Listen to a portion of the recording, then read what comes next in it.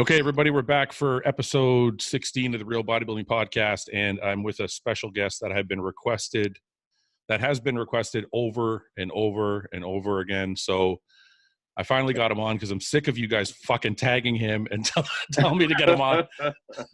Say hello. A few times. Say hello, brother. What's happening, everybody? It's good to be here. I'm excited. Man. You're having some pretty good success with this and all the people. Luke's been on a bunch of times. I enjoy it. Well, me and Luke have a separate series that we're doing. That's just us dicking around. Oh yeah. But I like to get I do 2 a week, and the second one is I try and get different guys on because I feel like nobody knows who the pros are. They just know kind of what they see online. They don't know the deeper person behind the Instagram posts and shit. Oh, absolutely. So, I feel like for you though, I mean, you're pretty open with your life and the things that are going on with you. So people do know you, but we'll get into it. Maybe there's some stuff they don't know.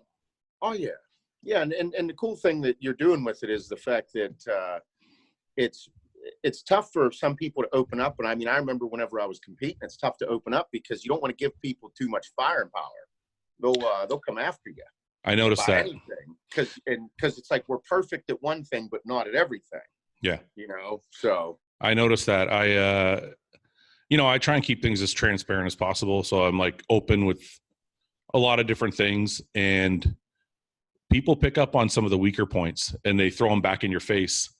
And if you don't have a thick skin, man, it can really fuck with you.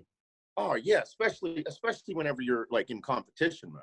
Yeah. When you're in, whenever you're in a mode of a diet, and I haven't been in quite a while, but even whenever I clean my diet up, I'm like, man, everything starts fucking with me a little bit different. I'm like, oh man, I remember being 4 or 5 weeks out and there is not one thing that can be said because you will just lose your shit. Okay. But that being said, actually it's interesting you said that because one of the questions I want to ask you is this, because me and Branch, when you came to guest pose at my show, me and Branch were talking about it. And hey, brother, do me a favor. Turn your phone sideways. See how it looks. Yeah, that's better. I got a bigger view of you. Yeah. Okay, cool. So when Branch was here, we were talking about you because you're guest posing, and we were like, if you're not competing, how do you stay in? Because your conditioning is like somebody who's 6 or 8 weeks out. How do you do that and not how does it not drive you nuts?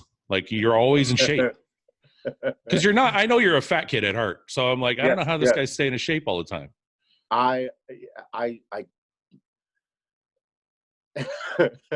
do a shit ton of cardio. Number one is I just do a ton of cardio because I like it. It is my mental calming. Yeah. If I don't do my cardio, I will be a prick. Yeah. So it really sets my day. But the second thing is, dude, I don't like feeling like shit.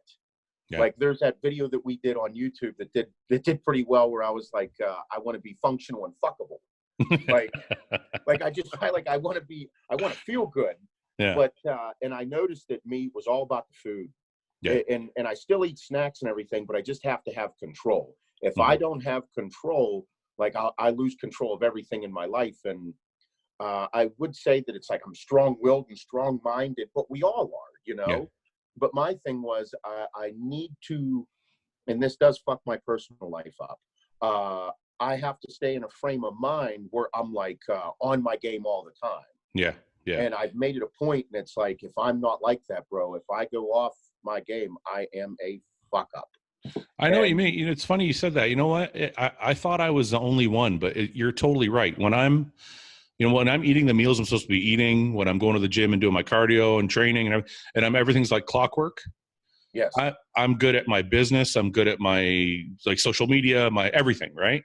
Everything. Yeah. But as soon as I go off and I start binging for a night or something, or I start missing meals, everything else gets fucked up too. Yes. And we're such creatures of habit. And it's been a process for me to get to this point because it wasn't overnight where I was like, you know what? I'm just going to stop eating bad food and do a lot of cardio. It took me a long time, because I had to figure out what foods I like. Bro, I love salty shit. I love pretzels. I like chips, but I'm not too keen on ice cream and sweets and stuff. So I was able to control it. But there's still times whenever I'd sit down and I eat a whole bag of pretzels and 2 diet ginger ales or something. Yeah. Wake up the next morning and I'm like, oh, you dickhead. You know what though? And then I just think about it all day. Yeah. But okay, the bloating factor is shitty, but to be honest with you, for those people listening, I think cheating with 2 bags of pretzels is better than cheating with a gallon of ice cream. Oh, I would rather have a lot of salt than a lot of sugar. Yeah. Oh yeah.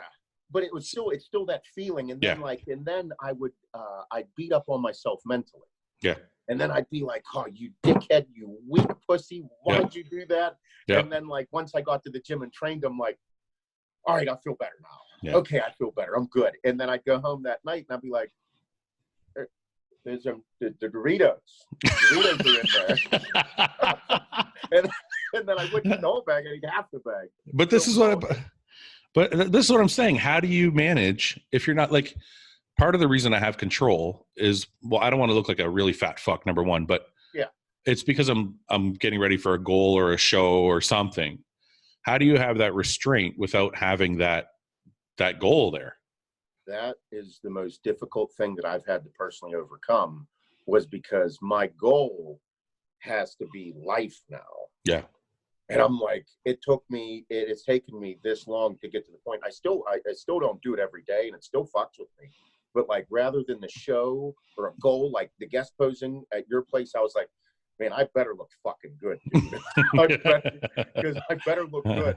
So it was nice to have a goal, but it's like, if I only do that to myself, I'm limiting my capabilities every day.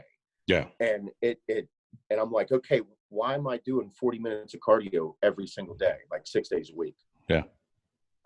I don't need to do that. Why am I eating like this clean? I'm like, I should just eat the Doritos, but then I'm like, my life is the goal. Yeah. And like I said, still to this day, there'll be times when I'm like, fuck it, I actually can do whatever I want. It's a Wednesday, but then I'm like, but it'll fuck up my Thursday morning. I won't do my cardio the same way. I won't do this the same way. Like, and that's where that whole functional and fuckable thing came from, because it's like, I'm still that, perverted 16-year-old where I'm like, still gotta look good to get laid. But it's interesting you say it that way, because when I used to drink a lot when I was probably in my early 20s. And I used to say, not that this is a good thing, but I used to save my drinking nights for Saturday night. Because I knew, not just because everybody goes out on Saturday, but because I knew Sunday was a day off from the gym. So basically, the reason I'm saying that is, you're saying it's Wednesday night. I still got to work in the morning. I still got to put in a good day.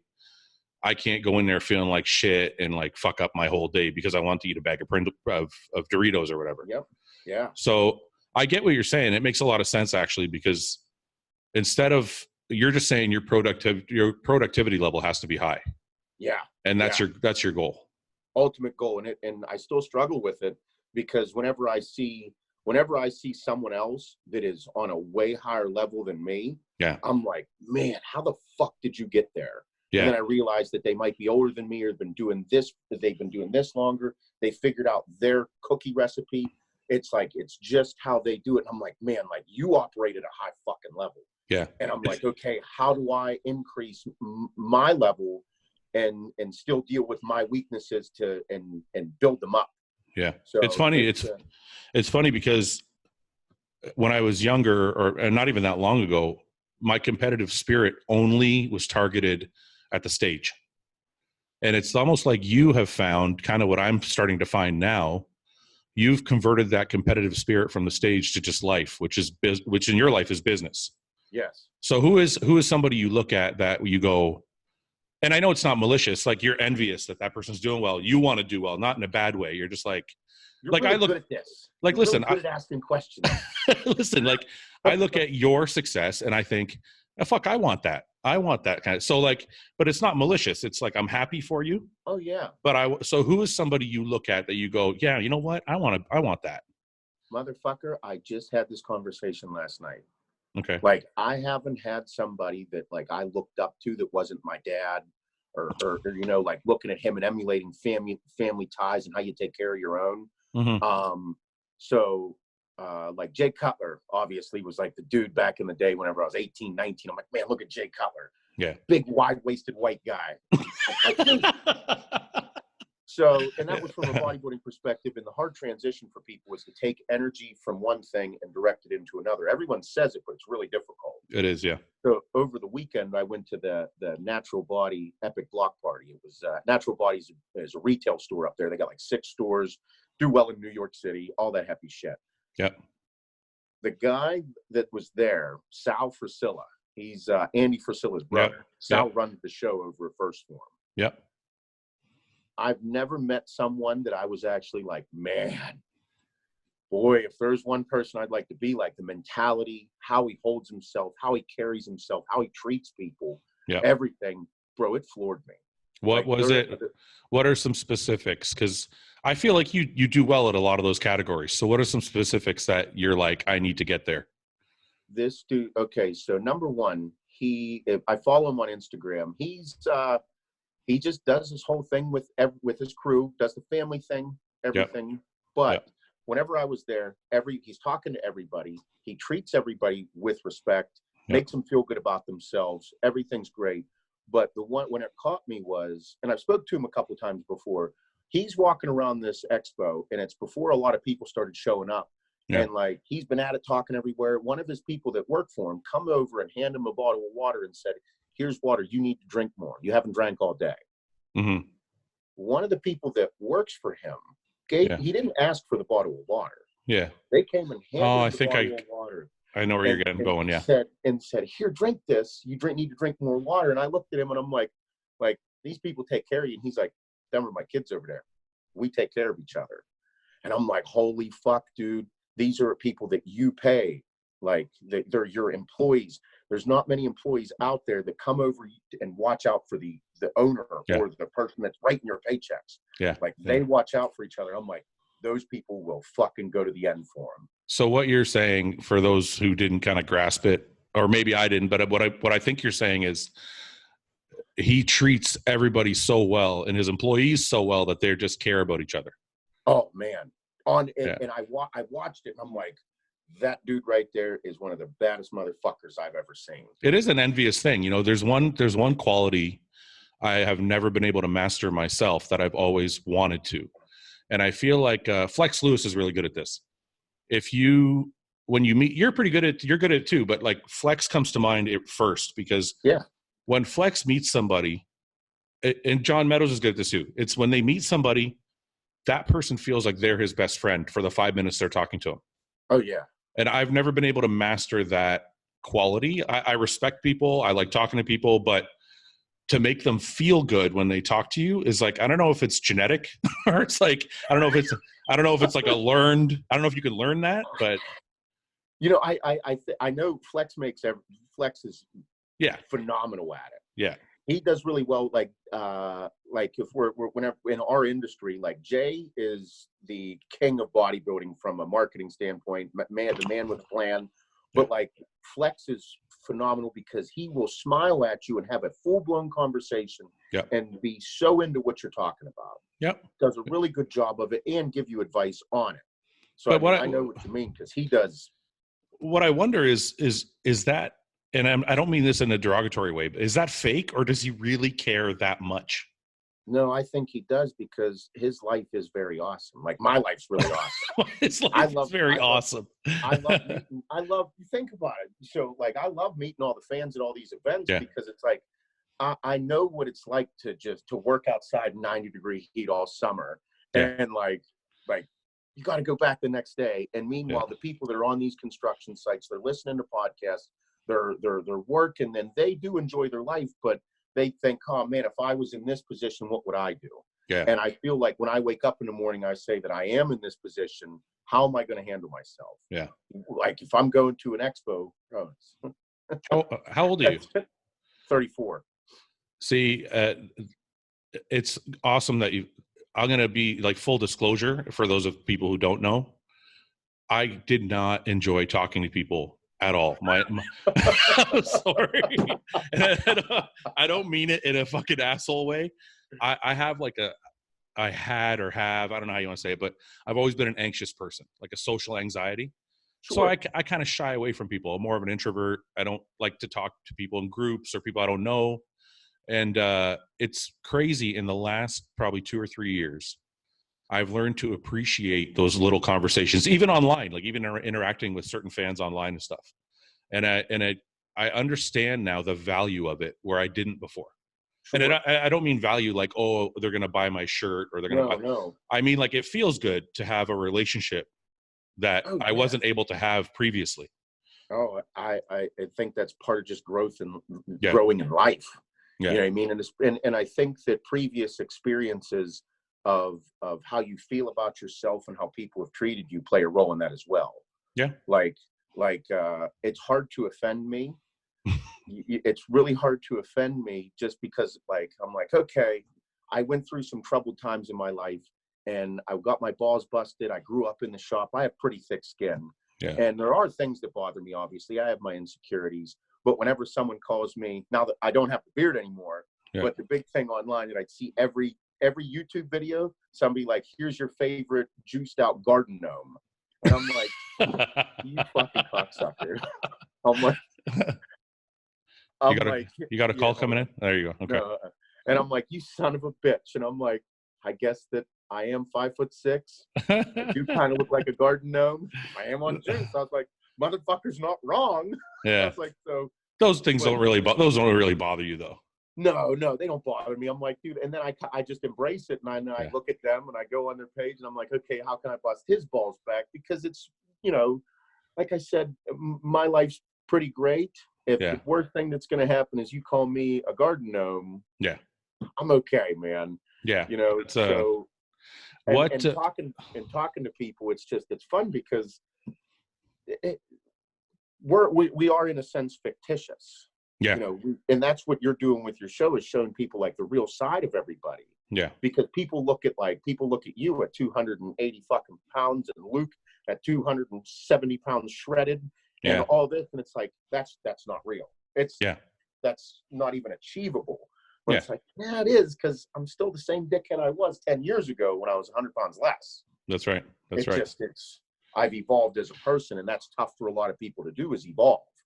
So one of the things that people know about you is that you're extremely positive and you always try and look at the lighter side of things. But you just said just now previously, you said you had some tough times. Do you care to share? Because I think the reason I'm asking is I think people feel that they can always blame their childhoods for this or childhoods for that, or this past experience is why I'm a dick or this or that. And you seem to have had these previous experiences and still come out, you know, to behave the way you behave and hold yourself and carry yourself the way you do. No one would think that you had any issues. No. You know what I mean? I agree 100%. I mean, I see a lot of people talk about their past and use it as an excuse. Mm-hmm. Like, so I had a really good childhood growing up. I just worked a lot. My dad just fucking, bro, this dude still outworks me. He's 62. Yeah. I don't think he'll ever give me my day in the sun. No way. My dad was the same way. Dickhead. But no, the trouble, the really hard time I went through was with my ex. She became a full-blown drug addict. You know, we did drugs in college. We partied. We did those things like softcore drugs. Nothing ever like over the top. Yeah. And then we had Adeline in college. So that was like I was 22 years old when I had a kid. And I'm like, oh, fuck, life's hitting me hard, you know? Yeah. Yeah. So my whole adult life's been with a child, which is great. No issues there. But my ex never stopped doing drugs the whole time. Okay. So it was always a battle with, you know, she'd be on, she'd be off, she'd get clean. We'd take her to a clinic. We'd go to a rehab. We go to counseling. We do all these things. And she never got better. So the hard time that came was it got to the point where she started doing the really hard shit. Yeah. And I said, okay. I said, it's here. This is real. This sucks. This is really fucking bad. I have to stop. I found the drugs in the house, and it was threatening the kids because it was around them. And I said, okay, fucking done. And at that point, anybody that has anybody that's been a drug addict in their life, they will manipulate the fuck out of you. Oh yeah. They will play mind games with you that will blow your mind, melt your soul, and fucking rip your heart right out of your fucking ass, because they'll use things against you. Yeah. And it seems to be the thing with every person that is a drug addict. It's just, that's what the person turns into. Yep. So so at that point I had to remove the kids and I from the situation and take action, and, full custody kids. And it still fucks with me a little bit, because that person, you couldn't help that person. Yeah. Couldn't help that person. No, they have to want to help themselves. Did everything I could to do what I could to help the person. Yeah. But that person was not willing to help themselves. Yeah. So at that point, she ran into some really hard times, and I took the children. I had full custody of them. And at that time, it was just us three on our own, and had no fucking clue what to do. No fucking clue what to do. I got two little girls, and it's just me. I'm like, okay, really bad situation, because their mother is a drug addict, and they need to know why mom's not around, what's going on. And there was screaming matches. There was all kinds of intensity that was all through the household. It was a really, really bad fucking environment. Yeah, yeah. Like, really, really, really, really fucking bad. Yeah. I could go into details. I won't. We'll just do that. But like, my kids are still affected by it, because they still don't fully comprehend what happened. Yeah, yeah. So I could look at that as saying, this is the worst thing in the world. Most people would, and at that point, I knew that I couldn't do drugs or drink alcohol or do anything. Yep. So for about 8 months, I didn't drink. I didn't do any drugs or smoke weed. I didn't do anything for 8 months. Yeah, yeah. Didn't do shit. I said, because at this point in my life, this is a defining moment. Yeah. I had to be like, this is a defining moment with my life. If I fuck this up, this is not just going to affect me. It's going to affect the kids, and it's going to affect everything I do in life. Yeah. Don't fuck this up. Yeah. And at that point, my kids are crying when they're going to sleep. They're crying with me at nighttime. First thing we wake up in the morning, it's like, holy shit, okay, we have to do this. I have to accomplish this, and still raise two little girls. And you're still working at the time too, weren't you? Yeah. Still working to make money. Well, I just don't want people to think like this was after AAR and you were sitting at home just collecting checks. You were still going to a 9-to-5 job. Oh, I was working, and then that's when AAR was happening. So, but you were still doing the 9 to 5 and AAR and with two kids. Oh yeah. Yeah, that's crazy, man. Dude, I didn't sleep, motherfucker. No, I can imagine. And that's the scary part about this. And I was like, okay, like at that point, like I didn't want to drown my sorrows, because I knew I had to feel every single feeling that was going on. I had to feel the good. I had to feel the bad. I had to feel the regret or the guilt or the anything. I had to go through and let this situation play its course on my body.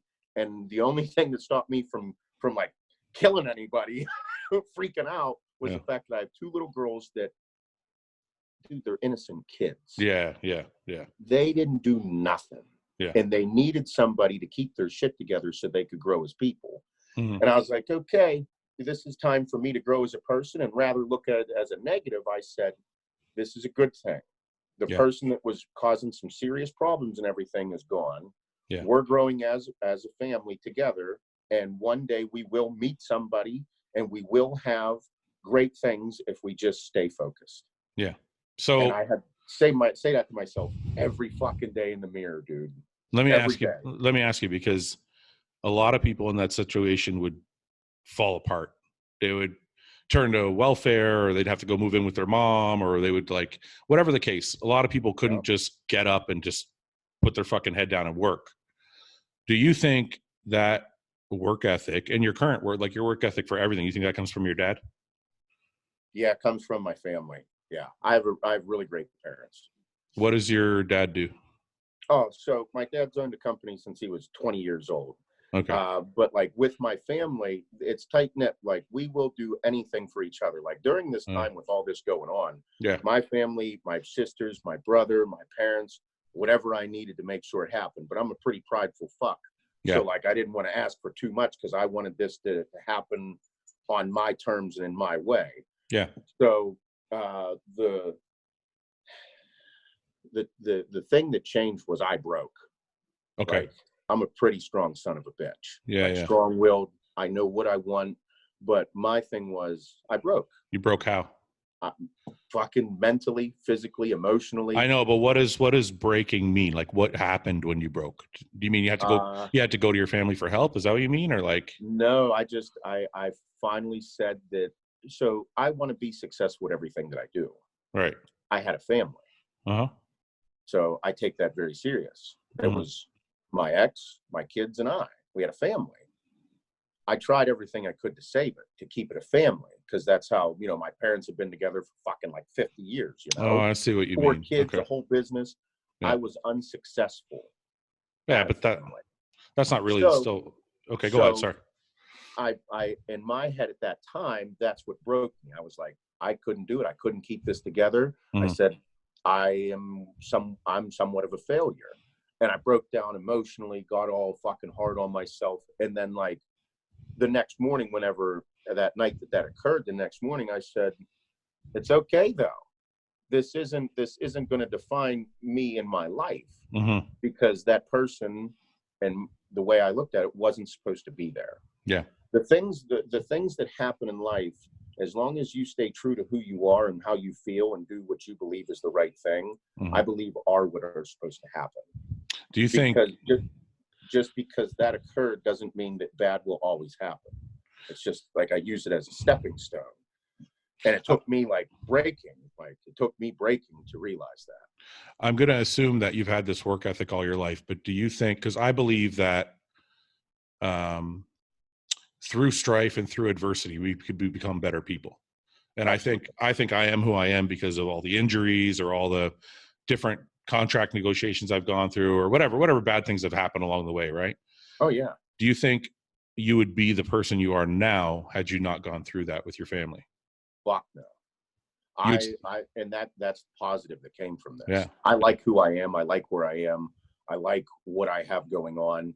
Everything that I have today is because of what has occurred previous in my life. So therefore I can't regret anything. I can't get mad about anything because I like the position I'm in.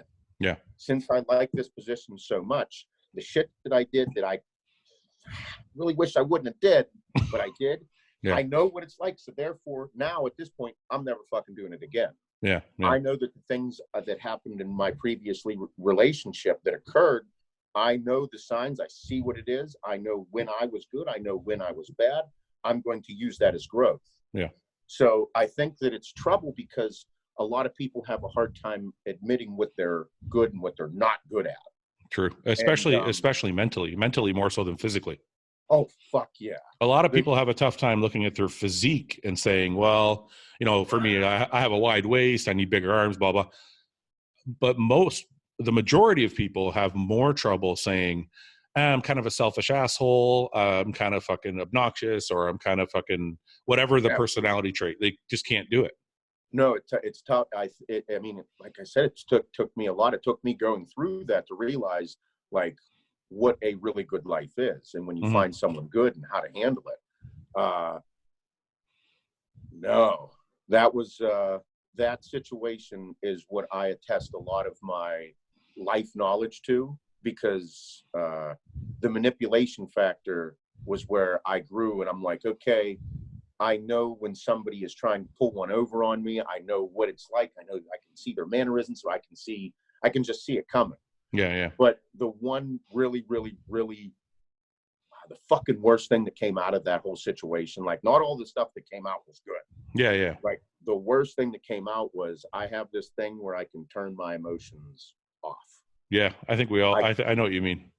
I can just be I can go from being great, everything's good, to one thing just happening that I don't like how someone treated someone in my family, treated something with my businesses. Yeah.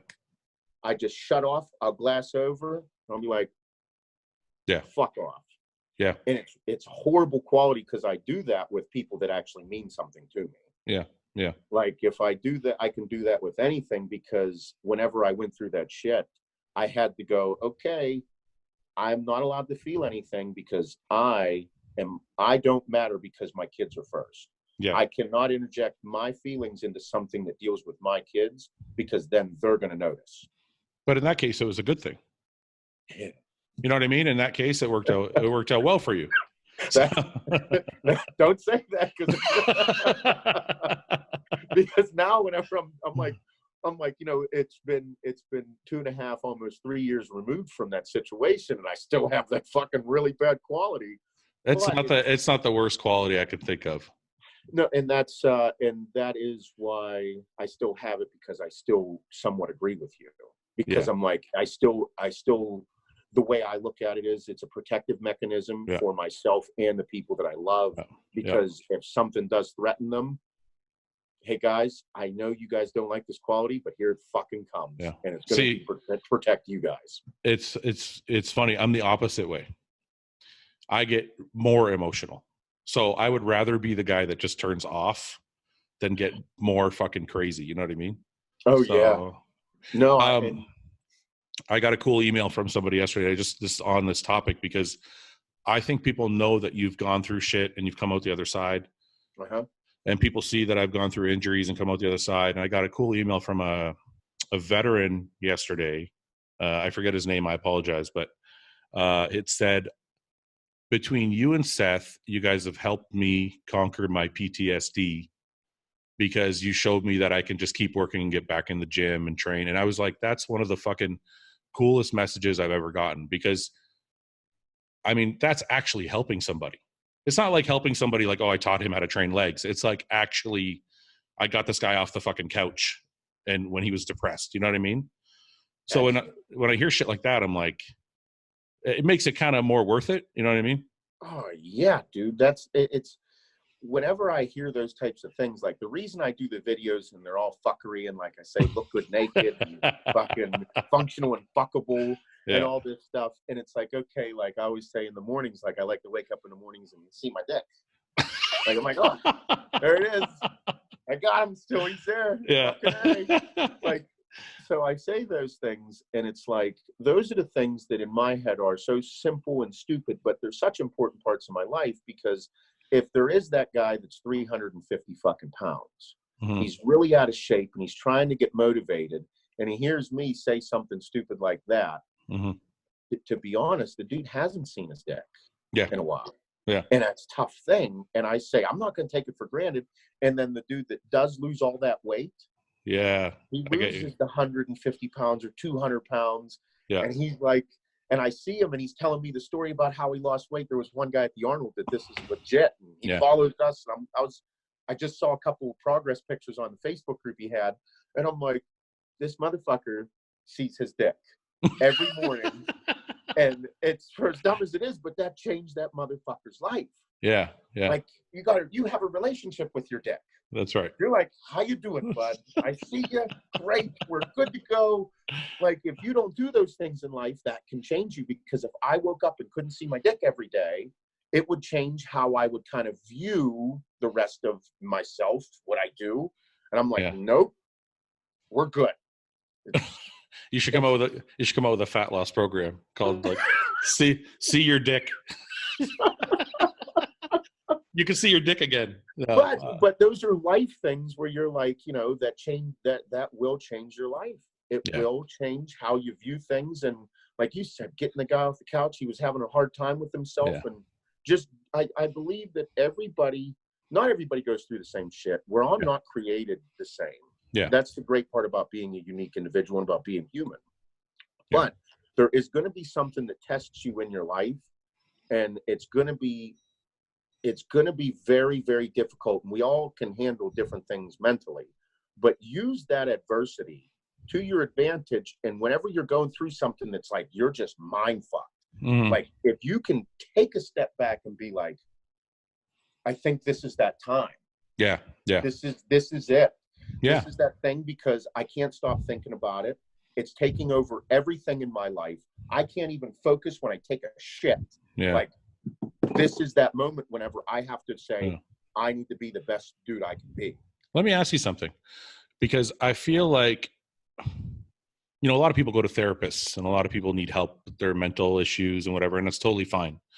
But I feel like, and without trying to sound cliche, I really feel like bodybuilders, if they've been doing it long enough, have more introspective thought about their own personalities and about their own, because I feel like no one ever taught me to look inside and go, this is how you are acting, this is how you should act, this is what you can do to be better, blah blah blah blah blah. And it's like breaking down a physique, but we're breaking down ourselves mentally. You fucking murdered that right there, bro. We're always by ourselves. We are in our own minds constantly. Yeah. Think about, like you said, if you do it long enough, if you completely absorb yourself in it, bro, you're always by yourself. Yeah. Like even when people are right next to you talking to you, you're still by yourself. I know. When you go to the gym, bro, you're an hour and a half at the gym, 2 hours in your own fucking world. And you're like, I zone out. Yeah. Whenever we all say it.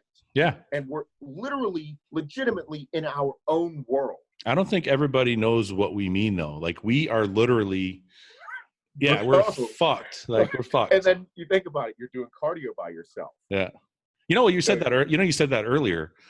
Somebody said to me, when do you do cardio? And I said, I do fasted cardio, whatever. And they said, well, it's better for your body if you do cardio after eating, blah, blah. I didn't even care. I said to the guy, I'm not doing cardio to burn fat.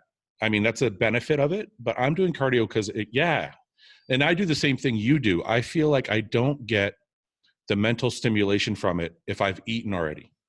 When I go first thing in the morning, especially like when I'm dieting and I get up at like 5 a.m. and it's still dark out and shit, I'm like, I drive to the gym in the dark. I have my coffee. I do my cardio. And it's like, it's just like a fucking filter for my brain. Bro, people don't do that shit. It's fucking hard.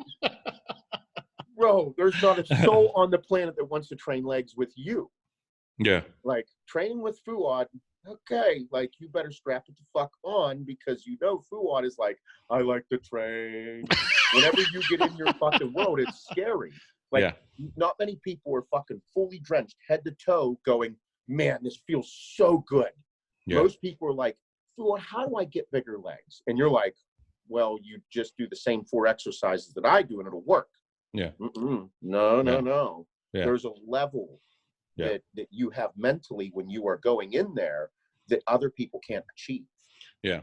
But I think sorry, go ahead. No. And I was just saying like that's the point that separates us in like because when you're in your world, like when you're doing legs, bro, nobody's really watching. Like there's people in the gym, but you're just doing it because you are thinking this is literally the hardest thing that someone could do. And I'm going to do it harder than everyone else. And I'm going to do it better than everybody else. And I'm doing it because I like it. You know what? It's not that. Well, you're right, but it's not as much it's not as much the competitive part of it is there's such a feeling of completion and satisfaction when you're able to take your own body past where it thinks it wants to stop. You know what I mean? Like most people feel a little bit of pain and they quit. And like, oh, that's good enough for that set. And some other people will go a little further. I want to go to the point where people think I'm fucking insane, but I don't want to do it so people pat me on the back and they say, oh, you're insane. I do it because when I'm done, I want to be able to go, I fucking finished that. And it's a sense of completion that I don't think you can get without that pain first. No. So, but the point I was trying to make about all of it was, I think because we go to those places, we're able to look at our personalities more also. Absolutely. And I think that's important because that's why I tell people, like, we're not only building bodies, we're building character. We're changing as people as we go. I think that's how, like, I think that's kind of how you find yourself. You know what I mean? Like you find yourself in those times, and it's like we as bodybuilders are we're able to do you have been doing it for a while. Yeah. Because like what you're doing is you're bringing out like people so they see the bodybuilders with everything. Yeah. And it's gonna be wild because whenever you find out like who you are and like how you actually think and how you function, you find out what you like, what you don't like. You find out that sometimes bodybuilders are loners. Yeah. And then they like, oh, well, I want to find a significant other, or I want to find the right person, but they're incredibly picky and they can't find that person. It's because they're not going to settle. Yeah. You know what I mean? Not going to settle. You want somebody that, you know, that understands you. And once you know who you are, you're like, fuck. And everybody has their little problems and everything. But for me, I always joke because I found Hannah and I have been together for almost 2 years. And she's 10 years younger than me. It's a little fucked up. Not really. But the thing is, it's not that bad. No, but the thing is, we weren't expecting to meet each other. Yeah. Whenever we got together, it was like, because I dated other women. I dated older women my age, younger women. I'm like, I just want to meet somebody that like I click with. Yeah. And the one shallow quality that I had was, whoever I meet, obviously she's got to be good looking, but she's got to have a good heart. But I was like, if the bitch don't drink coffee, fucking no go. I thought you were going to say she has to have big boobs. I don't know why, but I thought that's where you were going. I didn't. She has huge boobs. But I was like, she's got to be able to drink coffee. She's got to drink coffee. And why? I'm like, why? Okay, so the thing for me was when I was going through all my shit, I love, my mornings are everything. Like, it sets the tone. Like, I'm a morning guy, dude. I love that early morning cardio. I like waking up, going outside on a fall morning, spring morning, winter morning, summer morning. I just like it, dude. Yeah, yeah. And I said, whoever I'm with, if I can't do it on a Sunday morning or on vacation, we wake up and enjoy something together, which I consider my coffee to be like 2 right behind cardio.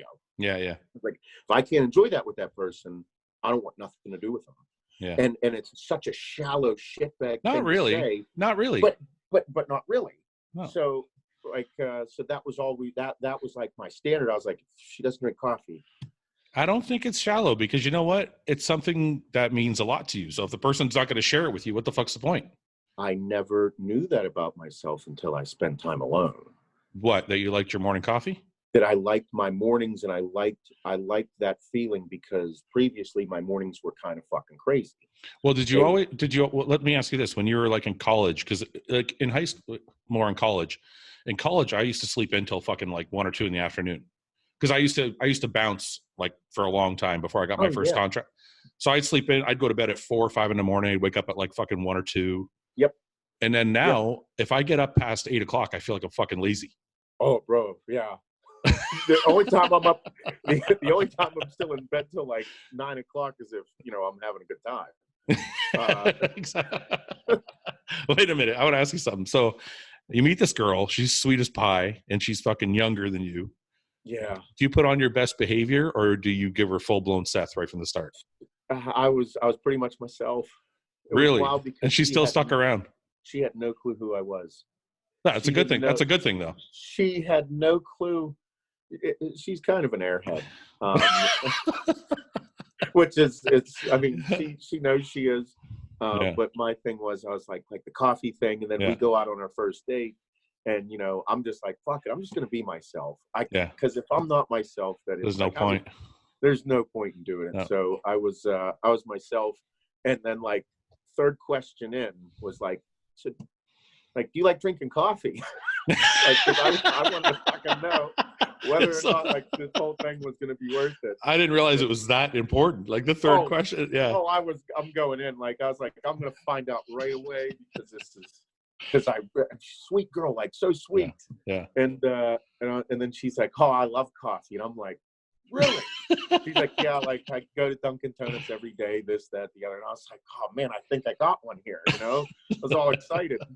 So let me ask you this then. Okay. Cause I did the same thing. Like I made the mistake when I met Summer, who those of you who don't know, I've been with for 12 years now, and she's my wife. But the first year we were together, I tried to pretend. My previous relationship before her was with a stripper. And yeah. So the pendulum swung like way the other way, because Summer, she's very like conservative and very like respectful and whatever, and that's like the stripping thing is not her thing. So anyway, so the pendulum swung way the other way, and I tried to pretend I was like this really goody. I needed her to like me, right? Yeah. Didn't fucking work, man. Like a year in, we actually broke up, and we got back together a little while later. And when we got back together, I started being myself. And then it actually worked out, because she's like, oh, this is the guy. This is who you actually are. And then I wasn't walking on eggshells, because I was just being myself. Yeah. You're able to kind of loosen up and be yourself. So, yeah. So being yourself is always the way to go, for sure. But yeah. The one I want to ask you is this. So she knew who you were because you acted like yourself, but did she know she was going to be in all these videos and you were going to talk about getting blowies and you were going to talk about her boobs and you're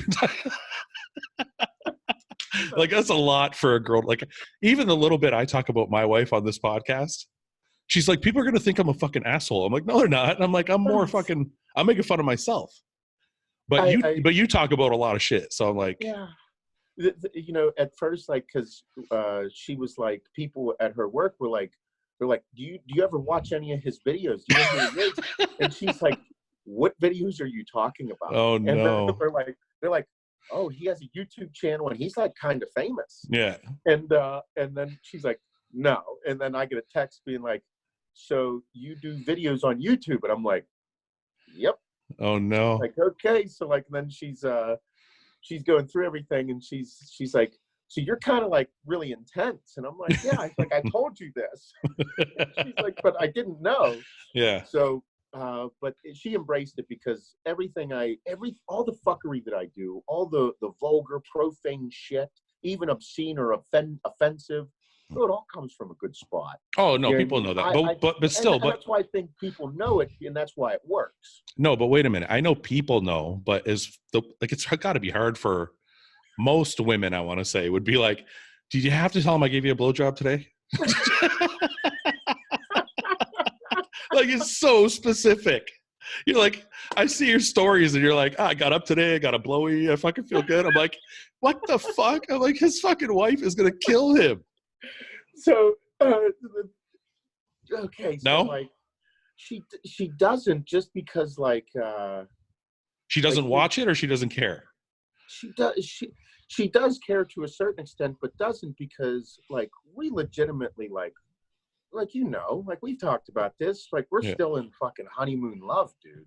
Well, that's what I think. That's what I was gonna say. Yeah, we absolutely adore each other. Like, I've never had a woman look out for me the way she looks out for me. Yeah. And I mean, and I watch out for her like she's my woman, you know what I mean? And so it's like, whenever those things happen, you know, we joke about it, but the thing is, it all happens in life, and I'm so comfortable with it. I view what I've become and what I am as like a dirty comedian.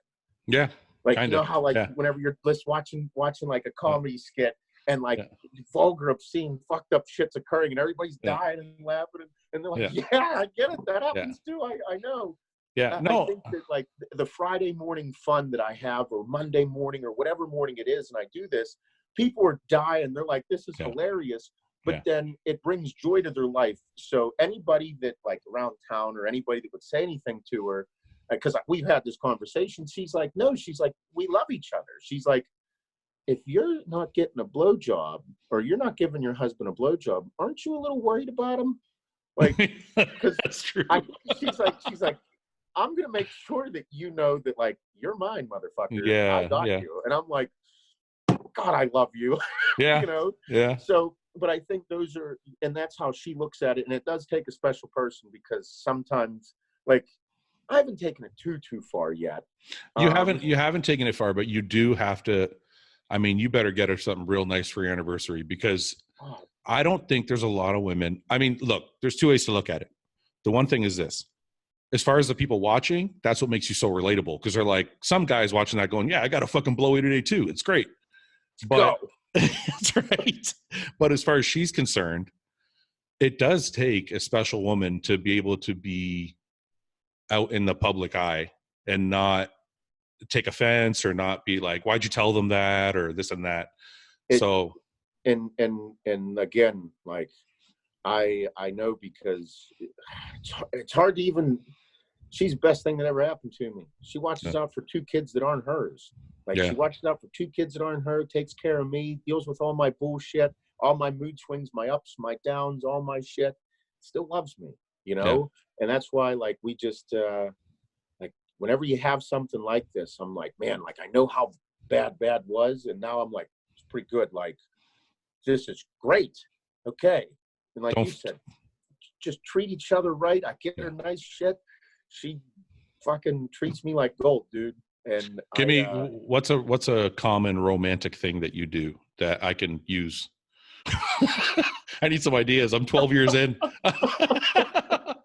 all my ideas are old. I'd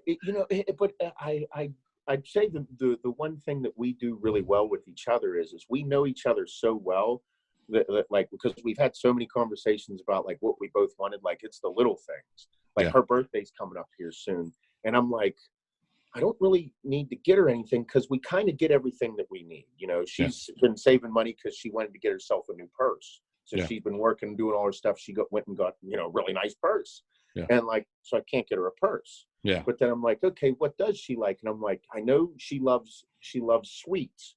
And on her birthday, I did a thing last year with cupcakes. And like, I was like, okay, so I'm going to make sure she has, you know, some gourmet cupcakes. I'm going to make sure that I give her undivided attention because I know that I'm always on my phone fucking off doing something when she's trying to talk to me. Yeah. It's just the minute little bullshit. Yeah. And it's just the little things that, because we have been together and we've had some serious fights and we built a gymnastics facility together and fucking hated each other for about a month. Yeah. So we had those little downturns. Yeah. But like whenever we would go out on a date, like I do everything I can to treat her like it's the first date. Yeah. I'm glad you know what? I'm sorry to interrupt you. I'm glad you said that though, because I had Kuklo on here last podcast and he was like, I never fight with my wife. Everything's perfect. And I believe him. Yeah. But it's not most of us. Most of us are like, some days I'm sleeping on the fucking couch, you know, like, yeah. So let me ask you this. Are you the kind of guy that says sorry or are you the kind of guy that waits for her to say sorry? It depends how wrong I was. If you're only a little wrong, you'll fucking be stubborn about it. I'm an asshole. But if you're mega wrong, you'll fucking say sorry. No, we both do a good job of admitting when we're wrong because building the we were fucking like honeymoon kids before we built the gymnastics facility. Why was it so fucking like? Why was it so bad? It wasn't bad. It was like why were you fighting about the gymnastics set? Like what made it like such a problem? I'm right, you're wrong. Yeah, but is it her facility as well? Like, are you? Oh yeah, no. We went into business together. We're in business together. She runs the gymnastics facility. Now it makes sense. We funded it. So and I built it. Like I was the one digging the hole. I was the one doing everything. Yeah. Like you know, whenever you do anything, you're going to ask a million questions. Yeah. And I'm asking a million stupid questions to her, and like we get into bickering matches, and then. Me being me after so long, I'm like, well, that's just fucking stupid. Just fucking stupid. Yeah, they don't like that. Because at some point you have to separate like your relationship and business. And I'm like, this is strictly a business question, but you're fucking stupid. I'm like, this isn't gonna fucking work. And then guess what? Like she's right. 3 days later, whenever like it comes to that position starts to come to fruition, I'm wrong. Yeah. I'm like, God damn it. I bet. I'm like, okay. I'm like, hey, like, really sorry about the other day. Like, I was wrong. You were right. Yeah. And like, but those are the things that tested us because it was really expensive to do. Yeah. And then I had to build it and I didn't know anything about gymnastics. So she had to explain it to me. And there were times where she's like, I've told you 7 fucking times. How do you not get it? I'm like, because I'm an asshole. I'm a moron. I just don't fucking know. It sucks so bad when you have to eat shit and say sorry. It sucks. It sucks so bad. Especially when you know you're fucking right. Or you think you know you're right. And then you turn out to be so fucking wrong. You're like, fuck. I'm going to fucking say sorry now. And yeah. Oh yeah. And I'm, you know, I think I know everything at times, and it was, but at the end of it, whenever we were done and everything's built, she said to me, she's like we were in there closing up after the grand opening, and she kind of broke down and was crying. I was like, babe, everything went great. Like, what's wrong? You know, gets all emotional, and she's like, I can't believe you built this exactly like I wanted. Yeah. And at that point, like, I didn't say anything assholish. I was like, that's like the nicest thing that you could ever said to me. Because I put my heart and soul into it. Yeah. And like, she loved everything we did and all the fights and all the bullshit. And I'm like, man, like it was really nice. But isn't it funny that, because this is how I noticed if I sum up my 12 years with my wife, isn't it funny that no matter how much you fight with them and how much you think you're right, somehow when you look back at things, it all ends up the way they wanted. Like everything in my life is the way she wanted. I didn't do it on purpose. It just happened that way. Because you wanted it to do it that way. You wanted it to go well for her. And that's the thing, that even though we sleep on the couch and fucking get all pissy about it, it's like we absolutely adore them. Adore them. Yeah. And for as big as ignorant and mean as fuck we look in the gym and all that, we're all big fucking teddy bears. For the most part, yeah. Let me ask you. I want to switch gears. I want to ask you something, and I don't mean to be negative, but I want to ask you something because I'm curious about it. I am extremely happy for your success. Okay, me and you are not like best friends by any means, but I've known you for a long time. We were on Team Muscle Tech together.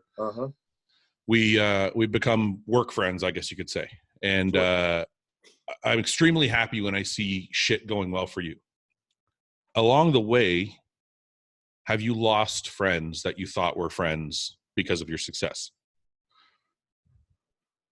Yeah. It's people treat you a little bit differently. In a bad way? In their own way. I don't take it as a bad or a good. That's that feelings thing I talked about earlier. I don't want to have expectations of people, but nobody has ever said anything negative. Yeah. Nobody's ever said anything like, fuck you, fuck your success. They just treat you a little bit differently, you know, and it's but when you say that, do you mean like you're getting a negative feeling from them, or they're just turned off to Seth now? They're not talking to you as much, or like, what is it that you mean? Yeah. Trying to be politically correct. Don't be politically correct, man. Just be honest. You don't have to name any names. Just be honest. No,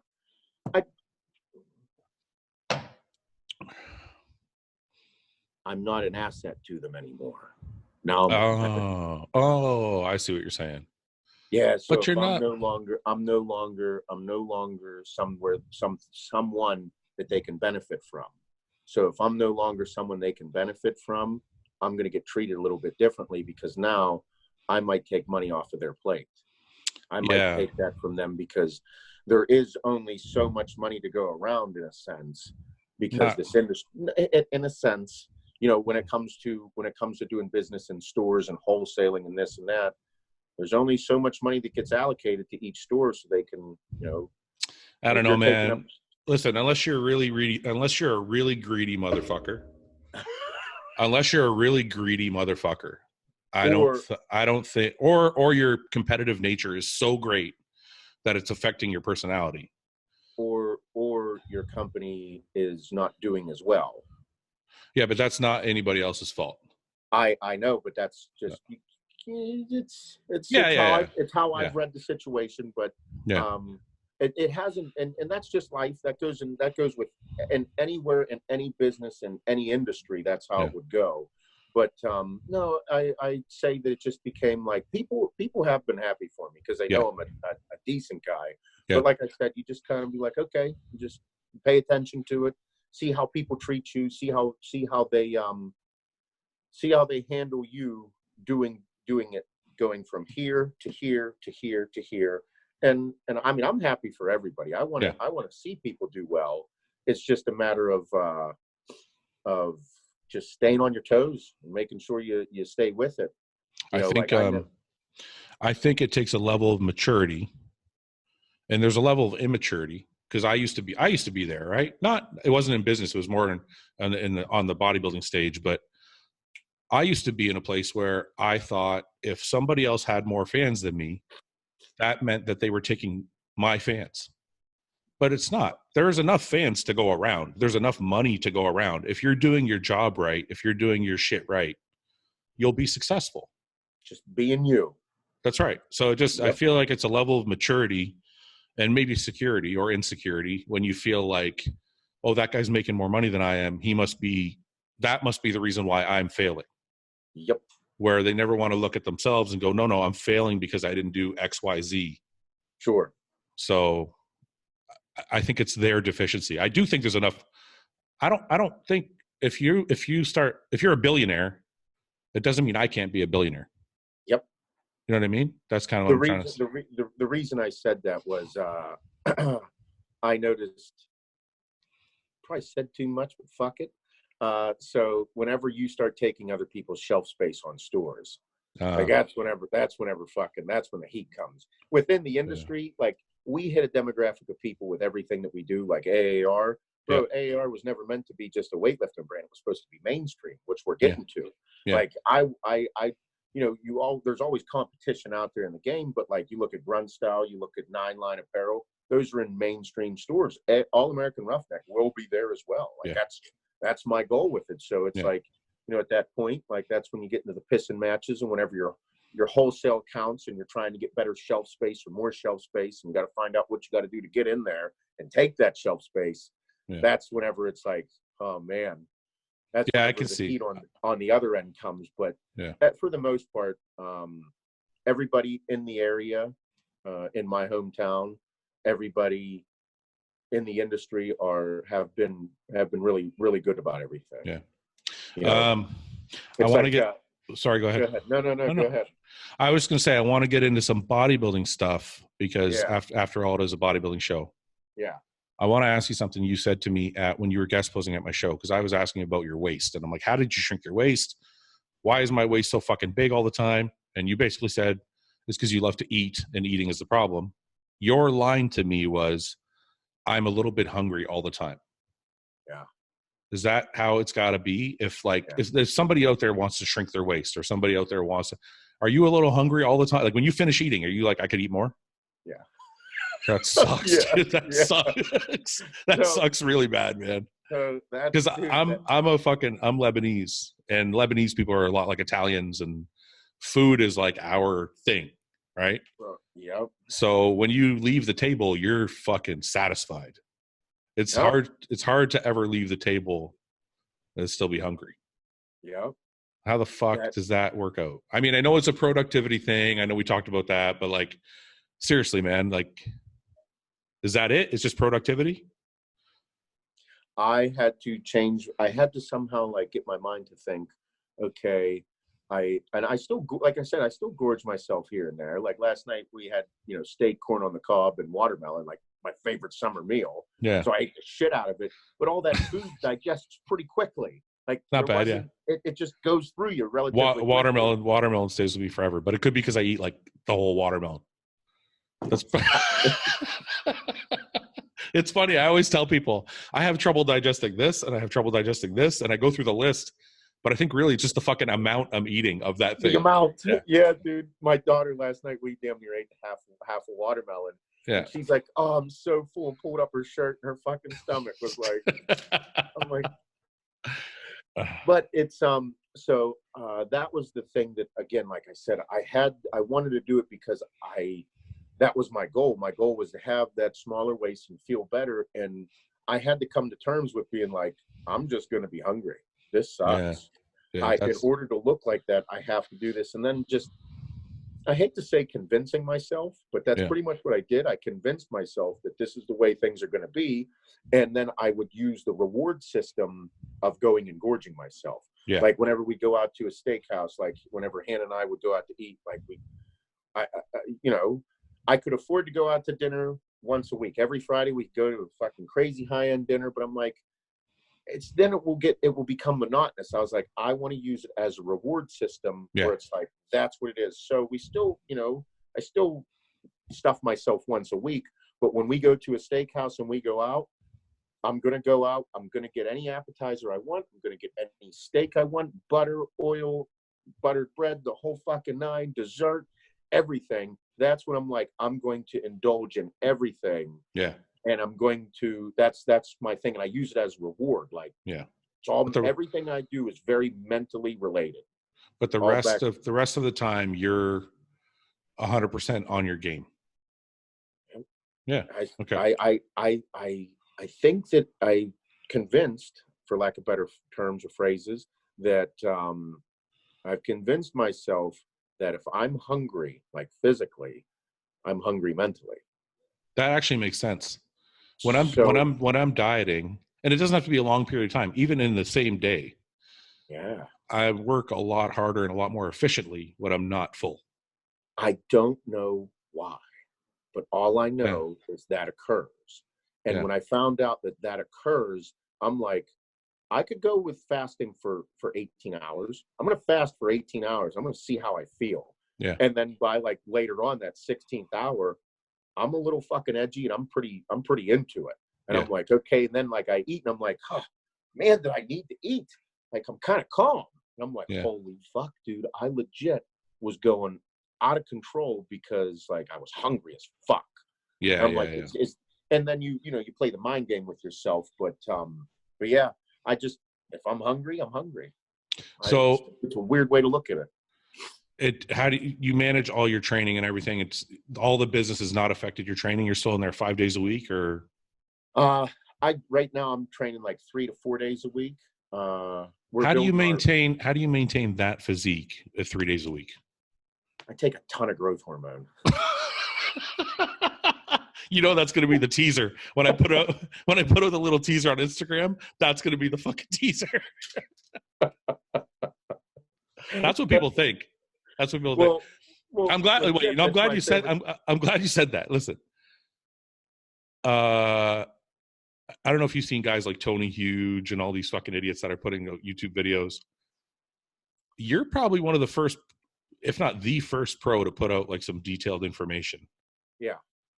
Does it drive you fucking crazy when you see some of the stuff you see out there? Or does it not even phase you? Like, you know, or does it drive you nuts that like people are fucking actually listening to the shit? We've been putting out a lot of YouTube content later, and I've been watching a lot of YouTube lately. Yeah. And I see a lot of people that are doing similar things to how I do it. Yeah. But I'm like, listen, I'm not a doctor. I'm not a scientist. I am strictly fucking purely trial and error. Mm-hmm. I believe that self-taught people are I would probably rather take advice from somebody that's self-taught over years about a situation, because they're going to give me real anecdotal experience. Yeah. Like, hey, bro, like, because whenever you take a drug, you're like, hey, this drug's supposed to do this, this, and this.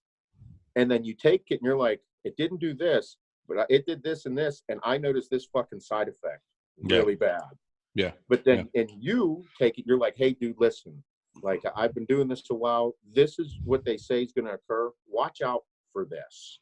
Yeah. This one right here, watch for it. Yeah. And like, that's why whenever I see these things online, it's like, man, I'm like, okay, like you're don't do that. That's kind of shitty advice, or that's not really what's going to occur. Don't do those numbers. Like, what's the worst shit you've seen? The fucking dosages on some of these beginner cycles. I know. The amounts are what scare me, because that's why I started doing the videos. Yeah. The steroids, drugs, and life thing. Like, we just talked about life for 30 minutes or whatever. Yeah. Bro, life is way bigger than everything else, because it's going to play a role in the significant role in how you handle your bodybuilding career, your training, your food, your emotional complexes, all of it. And whenever I made those videos, because I was like, wait a minute, who the fuck's taking 100 mgs of tren every day? Who said that's a good idea? Like, I saw things where guys were like, oh, take 300 mgs of test every other day. And I'm like, oh, okay, not bad. Yeah. That's a hefty dose. Yeah. A cc every other day. Yeah. I was like, keep blood levels pretty equal. And then it said, take a shot of tren every day. And I'm like, whoa. Yeah. Whoa. That's not a good idea. I've done that before, and it was really fucking bad. Not a good idea. What is the average test dose, you think, because people have really bad misconceptions of our use. So for guys on our level, what is the average, you think? Guys on our level, depends on what they're getting. Because now that I take a pharmaceutical grade testosterone, take 1,500 mgs of pharmaceutical grade testosterone. Boy, is that a big difference between 1,500 mgs of black market shit. That's right. Yeah. No, I agree with that. It's a huge difference. So, I mean, right now I maintain my physique on fucking 650 mgs of test every week. Okay. I maintain that 225, 228 pounds. And how much growth? 15 IUs a day? That's way out of my price range. Oh, what are you talking about? You got this big business now. You can afford it. Just fucking stop. Just load up. Don't worry about it. So again, I started taking pharmaceutical grade growth hormones. And when did you start that? So I did a bulk over the winter. Okay. Over the winter, I did a bulk where I finally got pharmaceutical grade stuff, and that's whenever I realized the difference, because I never was able to get it. Let alone, a big difference. Yeah. Really afford it. Yeah. And I was like, okay, like I fucked with 1,500 mgs of black market tests, and I got pretty fucking big. Yeah. You know, I was taking 12, 13 IUs of generic growth hormone every day. You were taking 12 or 13, really? Oh, fuck, I guess the underground stuff. Yeah, I guess you could say, yeah. Because I was fucking with 8, and I'm like, okay, 8's great, but it wasn't really. It was good. Yeah. You know, it's okay shit. Yeah. And then and my dosages, like I said, I've taken 1,500 mgs of test, and I was big, 250 pounds, moving some shit, eating 50 mgs of Anadrol, 20 to 30 mgs of fucking D-ball a day. Are you serious? Oh, fuck yeah. I've never. Wait a minute. You did both together? Yeah. Okay. So I would do D-ball in the morning, and then like Anadrol like an hour before training. Anadrol before training, and like I only did Anadrol 3 to 4 days a week, because that's whenever I started getting the headaches and the high blood pressure. How it worked. None of that stuff ever fuck with your appetite? Because I can't take fucking orals, man. Once I broke, that's why I never did 100 mgs of Anadrol a day. Okay. The 100 mgs of Anadrol a day is wherever I lost my appetite. I can't even do 50. Oh. If I just start taking Anadrol today, 1 tab a day, after like 4 days, I can't eat. Like I'll eat one meal like the whole fucking day. So that's whenever I was like, whenever I get to that point, I stop. Okay. I'm like, okay, maxed out. And that's usually about 3 to 4 weeks into orals. I'm like, okay, I'm good, because if you don't eat food, you're fucked. And the problem with, I started seeing people also doing the whole, like the GHRP6 and then the peptides to make you eat and all this. And I'm like, hey guys, like, no. Now you're starting to introduce problems. This is where problems come from. Yeah. And it's become a norm. Yeah. Of like, I'm not hungry, so I'm going to make myself hungry. That's right. And that's fucked up. Because if you're not hungry, there's something, your body's telling you something. The way I always look at it was the toxicity level's too high for me. Yep. So as soon as I take it, my body gets toxic, and then I don't want to fucking eat. Mm-hmm. So I'm not going to force myself to fucking eat, because my body's trying to tell me something. So to continue the conversation we were having, over the winter time, I was like, I'm going to do a bulk and see if I still got the shit to compete. Yeah. I was like, I want to see if I still fucking got it. Yeah. I was like, okay. So, and I was able to get high quality stuff. So I got the farm grade growth hormone, and I was like, and the dude was like, hey dude, he says 1 unit. And I'm like, what do you mean 1 unit? And he's like, 1 unit's 3 IUs. And I'm like, oh, okay. Oh, because it was 3 IU. It was a 45 IU little cartridge. Yeah. And I was like, okay. I was like, fuck it, let's try it. All of a sudden, like 5 days in, I'm like, bro. I was like, whoa. Yeah. And me being who I am and loving to experiment, that fucked up side of me, I'm like, wonder what 2 feels like. Yeah. So I did 2 for a week, and my hands wouldn't close in the morning. Oh. And I'm like, okay. I was like, this is wild shit. Yeah. Really, really intense. The pumps were out of control. Got crazy lean, but my weight's going up. And I'm like, oh, fuck. Dude, that sounds like it's the first time you've ever done real GH. That's what that sounds like. It was phenomenal.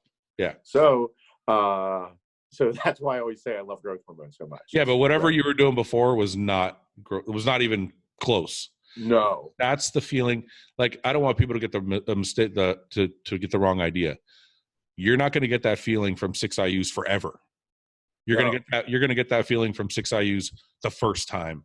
Yes. And then your body will start to get used to it the more often you do it, the longer you do it. And that's why we always tell people, at least being mindful, get as much as you can come from as little as possible. That's right. Because I did that jump because I'm experienced, and I was like, okay, if I want to know me, I'm more curious about the experiment of what's going to occur, how I'm going to feel. Yeah. And so I backed it. After that, I backed down to 3 units, 3 IUs and 1 unit a day. Mm-hmm. And I liked it right before I go to bed. That's just my preference. I was going to ask, sorry, I don't interrupt. I want to ask you about that, because I used to do it before bed all the time.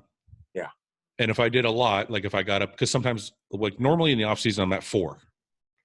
And then when I'm dieting, because of low calories, I'll go up to like 8. So if I do 8, I'll do like 4 at night before bed and then 4 in the morning when I wake up. Yeah. But then I was told not to do it before bed. I'm like, because somebody was like, you're going to get carb resistant, blah, blah, blah. Just do it in the morning and then post-workout. Post-workout. So you still do it at night and you still like it? Yeah, I'm old school like that, dude. But I'm like that too. That's why I don't know why I listen to people. I got that. I mean, I like the way I look. Yeah. Okay. I really like the way I look with everything. And I'm not doing anything that's like over the top. Yeah. So I figured, why change it? And I was like, that's the old school part of me. If I am doing, if I'm doing like, if I was doing 6, 2 units, I do 1 and 1 in the morning, 1 in right before bed. I just like it that way. I sleep like a baby. I feel better. I look better. I think I should go back to that because I always felt better doing it that way. I'm big on feeling, dude. I could, and it's that bro science part of me that people bust my balls or hate about it. But I'm like, dude, I'm strictly basing this on how I feel. Like, if I don't like the way I feel, I'm not going to operate the same. Yeah. So fuck you, fuck your science. I'm going to do what I like to. Everything's still good. Blood pressure's good. Triglycerides are good. I was like, prostate's good. Everything's good. I'm like, I'm good, dude. This is what I like. Yeah. So, but the testosterone thing, I was taking, I finally started taking farm grade tests, and I was like, and the guy was like, hey, dude, he's like, you ever take it? I'm like, no, He's like, okay. He's like, don't jump to 1,000 like you want to. Yeah. He's like, don't do it. He says, start at 500 and see how you feel. And sure enough, at 500, I'm like, wow. I was like, I feel pretty good. Like, I just doing it long enough. Yeah. Yeah. And then I was like, I'm going to jump to 750. Yeah. I jumped up to 750 and everything just a lot fuller. And then jumped up to 1,000. And I was like, I'm one strong fucking son of a bitch. Yeah. Yeah. And wasn't noticing any of the sides yet. And I was like, okay, so I liked it. Yeah. And I also was taking 400 mgs of farm grade Deca. Okay. So feeling really good. And then I was like, okay, I was like 237. Yeah. 238. Yeah. And I was like, I think that this is time for me to up everything and run the experiment I want to run. So I know, so I can give advice and have a conversation like we're having. Yeah. Yeah. I was like, okay. I was like, let's jump to six Deca. Let's jump up to 6 Deca. And let's jump up to 1,250 and then 1,500 megs a test. Like, let's see what this is like. Yeah. And I also increased my growth hormone, and my food became the problem. I was not eating nearly enough. I had eating enough, or you lost appetite? No, it didn't lose appetite yet. Yeah. Wasn't eating enough. The guy that was helping me, he's like, I was talking to Nick, and because we became friends, Nick Trigili. Oh, fuck. I know. Not a lot of people like him.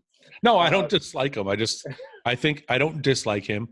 I just think some of his information is a little extreme. So we were talking, and we were talking about stuff, and he was like, what are you eating? And I was like, bro, I'm eating this. And he's like, dude, you need to eat like 100 more grams of fat. Yeah. And I'm like, really? And he's like, you don't have nearly enough fat in your diet. He's like, you're not growing. You're flat. You look like shit. He's like, look at your back. Yeah. He's like, look at your stomach. He's like, this is not good. I was like, what would you suggest? And he said, he threw me over a program where it was 8 whole eggs first thing in the morning with 2 cups of white rice. Yeah. I'm like, bro, I've never eaten this much in my life. Yeah. And then he went through a program with everything. And so I started doing it. I was up to 249 pounds first thing in the morning. Yeah. Dude, and it was a wild look. I was not fat. I was like, I wish I could pull up a picture, because there's a picture of me that I have. Yeah. It was the fucking Send it to me. I'll post it right now. I'll put it I'll put it in the video. Yeah. Yeah. So I was fucking massive and lean. And that's whenever I was like, okay. And then after about 4 weeks at those dosages is whenever all of a sudden, I started feeling this decline. Yep. My first meal, I was still doing my cardio 4 days a week. All of a sudden, like, I couldn't eat those 8 eggs. Yep. I couldn't eat those 2 cups of white rice. Yep. And that's whenever I was like, ooh. And like, I was stuffing my face every other day. I'd have this crazy high calorie meal. Yep. Where like I'm eating fucking 3 burgers and like homemade potato French fries. I couldn't eat 2 burgers. Yeah. I'm like, this is a fucking, and that's whenever I was like, okay, even though it's high quality, there's a toxicity level that I reached. I'm there. But wait a minute. Let me just back you up for 1 second, because I'm not sure if that's the problem. Because That might not have been. Well, this is the thing. You're normally used to doing a protein carb program, right? Like your chicken and rice, and you don't add a lot of fats. No. I'm used to doing the fats because I've been working with John for so long, right? John Meadows, he's a big advocate of fats. He knows fats are like how you're going to grow, and it helps you grow this and that. So, but the one thing I noticed is this: when you go to a carb protein type diet, you're fucking hungry all the time. It's easy to keep eating. It's hard. You don't ever really hit that appetite wall where you're like, I'm done. When you add in the fats, like you did, you're going to keep that fucking appetite. But like you said, after 4 weeks, you're like, fuck, that's from the fats. I think personally, that's probably from the fats and not from the drugs. So what I did at that point was I said, okay, I backed down the gear down. I backed down to 1,000 megs a test, went back to 400 megs a deca. I was still at 2 units, 6 IUs of growth. And I started doing like an intermittent fasting. Yeah. I started cutting the food out, and I was like, okay, I have to get my body to kind of jumpstart itself like I did with the chicken and rice thing. Yep. So I did that. And that's whenever I was like, okay, I started adjusting it, because then at that point, it started playing a little bit of a mental game with me and started fucking with me here and there. So I kind of almost started reverting back to my old ways, a little more cardio, a little less fats, this and that. And then again, I wasn't as full. And I'm like, okay, here we go. And that's whenever I was like, the experiment was, whenever you start running those high amounts of high quality things, like it's not just take them and get big. Yeah. It's not. It's probably the furthest thing from it. You have to be so in tune with your food and so in tune with your mental stability, because I will say it fucked with me. Yeah. Yeah. What I think personally, because I have a client like this, what I think would have worked and maybe does work for you, I actually think you do it without knowing you're doing it. Or maybe you do know, I don't know. But had you taken Nick's diet and only done it 2 days a week, you probably would have been able to keep the fullness and not kill the appetite. So because I think a lot of guys, what happens is they increase their fats because they want to grow, but they keep them high all week long.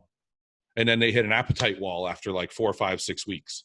Yep. And I think what benefits people is if you do a carb protein diet, but like 2 days a week, like a Tuesday and Friday or something, or Wednesday and Saturday, you go heavy fucking fats.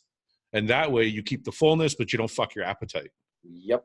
So, but that's kind of what you've been doing all along, as far as I've known, because you're doing chicken and rice, and then you do like a big cheap burger meal, high calorie meals, yeah. And that's the thing, like that. Whenever I was in that position to get big, bro, like now I understand. Like whenever I see like Luke, you fucking guys that are 280 fucking pounds, and you're still 5'9", 5'10", 5'11", like you're not monster guys. No. But to do that, you can't eat chicken and rice and like a steak here and there. I tried it, man. It won't fucking work. And it's that thing that a lot of people, like you said, like if you would have tried it just for 2 days, it might have worked. And I think it's a balance, because like we weren't in close contact, he and I. It wasn't like a full blown program together. Yeah. It was just like that, and I think like you're right. Like if I did it for 4 weeks, and then all of a sudden I was like, okay, back it down to these days, start manipulating this and that. Yeah, that's how it should go, and that's why it's always great to have a coach, because like they will watch over you, and your learning curve will increase dramatically. Yeah, I try to do the chicken and protein, because I'm always trying to bring my waist down. So I tried to do the chicken and protein thing.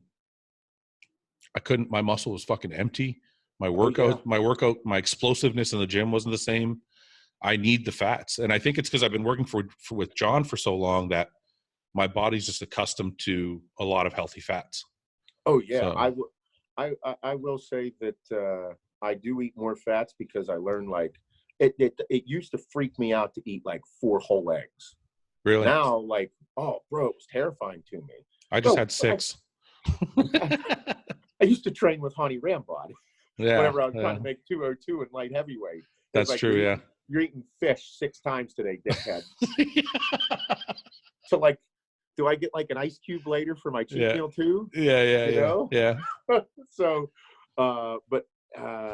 so whenever that happens, now I'm like, you know, on a Saturday morning before I start working outside at the house or anything, I'm eating, you know, 4 whole eggs, buttered toast, and fruit, everything. And it's like it doesn't affect me. And I look and I'm like, man, I still look good. This is like, and you know, with you being conditioned to be high protein, high carbohydrate, or moderate carbohydrate, low fat, that's not real. Can I ask you this question? When you were doing the high fats for that month, did you notice your stomach got bigger or no? No, because the fats that I were eating were easily digestible, and I kept it in check. Like I was like, okay, it's still got to do my breathing techniques. I still got to do everything, but like from a standpoint of did it increase in size? Yes. Is that what you're doing? It did increase in size. Is that what you're doing to keep your vacuum? Or you practice it every day? So it's not like one of those things that you just learn it and it stays. You got to actually train it every day. Every day. I'm big on so I did that cardio abs and calves video on YouTube. Yeah, I saw that, asshole. I don't have any calves, so thank you very much.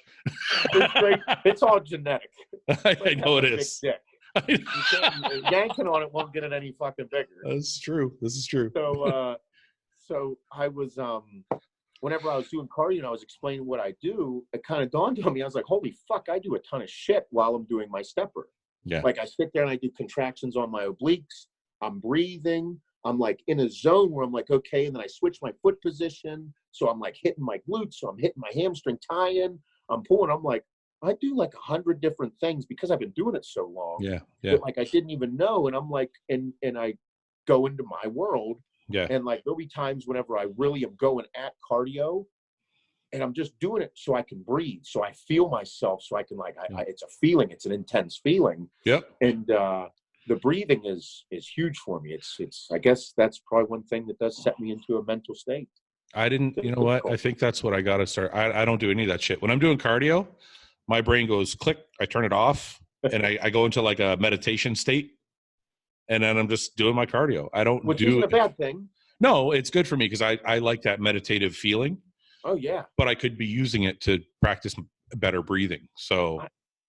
Yeah. I mean, I accustomed myself to doing it. Like, I mean, the whole reason I do that was like when I was a kid, I always wanted shredded obliques. Yeah. You know, fuck. I know what you mean. Like the sides, you want them to fucking just be like stripped. Diced. Like Andreas Moons are diced. Yeah. You're like, oh man. Like, so whenever I'm doing them, I'm like, even though I'm not in like really good shape right now, I still do it. I'm like, yeah. I still like that the 16-year-old in my head. I'm like, fuck yeah. Like, look at these things. And then I get done and I'm like, nothing happened. Was I? Like, I was just like, am I a fucking cartoon? Yeah.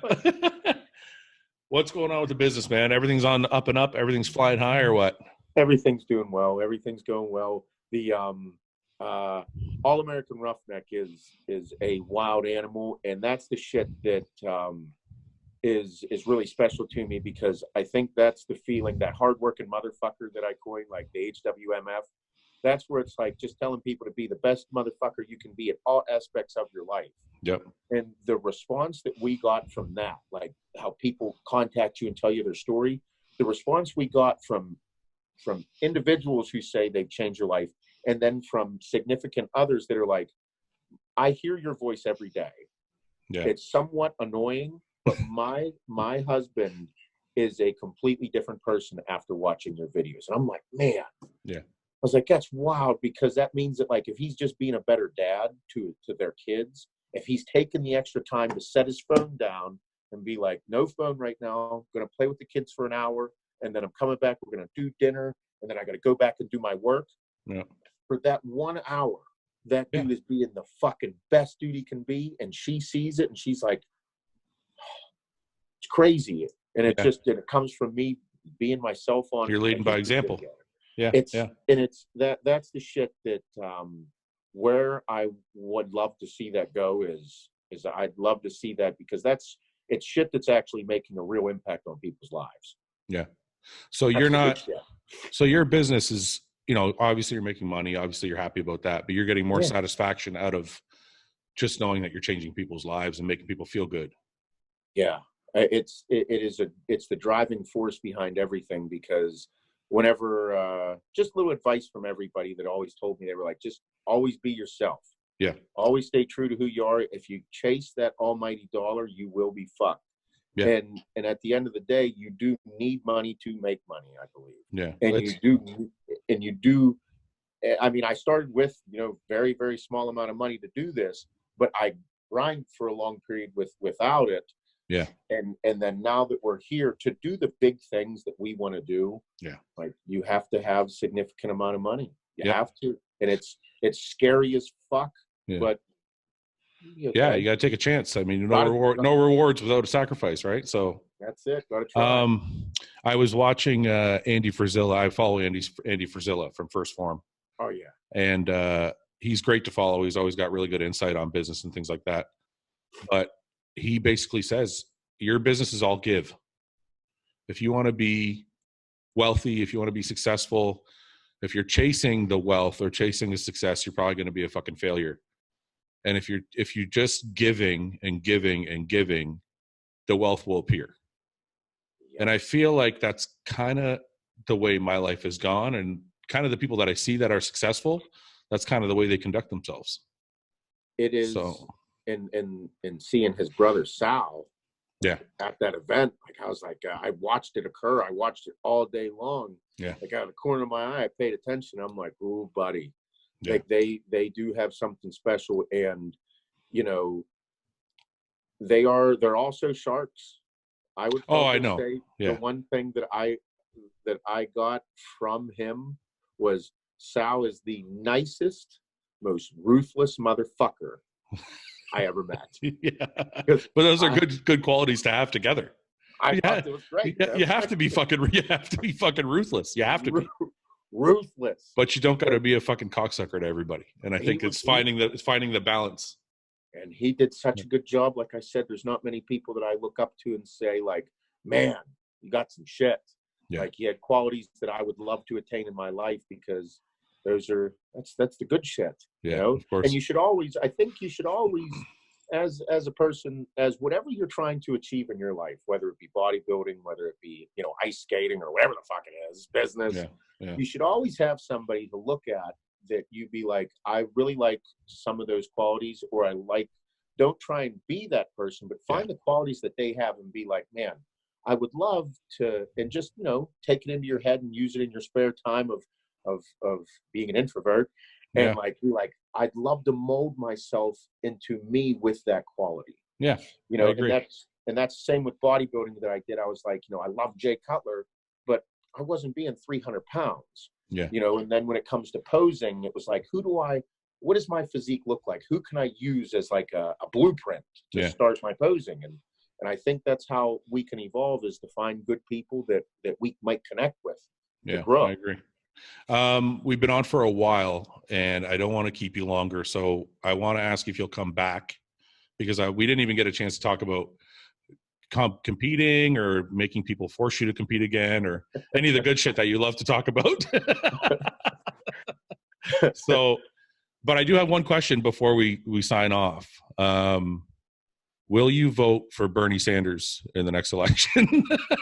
Okay, forget. You don't have to answer it. Just come on. You're wearing a Space Force shirt. I see what you're doing. You're like, I should have worn my Bernie shirt. My fucking feel the burn. Oh man. Politics is just a nightmare. It's It's not a nightmare. It's fun. You know what? Me, you, and Branch, I thought, had a fucking great time when you were here. Oh. And I actually learned a lot from talking to you guys about your side of the fucking aisle. Oh, yeah. I learned, because I don't think there's actually a side. I think every normal person has a little bit of both. But I learned a lot from sitting with you guys and just hearing your fucking opinions, because you're able to fucking articulate them without being assholes. Oh, absolutely. And and the thing is too, it's tough, because like you said, I think now in 2019, everybody can agree on like the base of things. Yeah. The problem is Yeah. the elitists everywhere in the country and the world kind of have an agenda that we can't control, and they use us against each other. Yeah, I agree with that. I saw a meme that says, I don't know what's wrong with everybody. I just want, what did he say? I just want to own a gun, smoke weed, and go to my gay friend's wedding. Like, it was a meme, and I'm like, oh my God, that's like my life. That's it. Yeah. I don't know. Why can't we agree on that? It works. Yeah. I think, and I agree with you. I think we can agree on it. I think it's just the fucking way the media hits. If you're either red or you're fucking blue. And if you're not red, then fuck you. Or if you're not blue, then fuck you.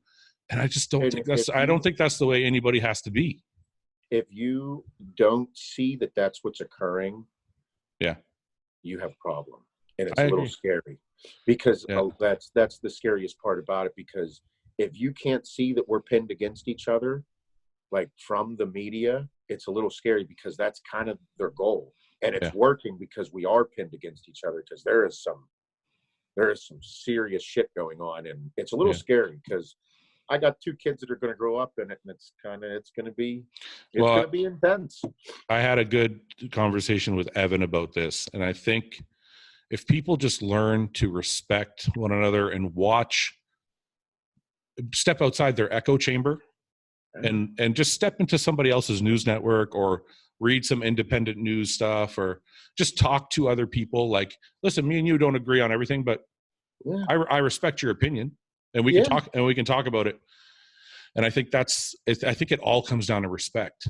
I think when you start laughing at the other side, oh, they're stupid, oh, they're this, oh, they're that, then you lose the respect. You don't have nothing to talk about anymore. That word is something that I believe is lost in society. Yeah. Respect is lost on so many different levels. And if you, it's intense. Yeah. I don't know.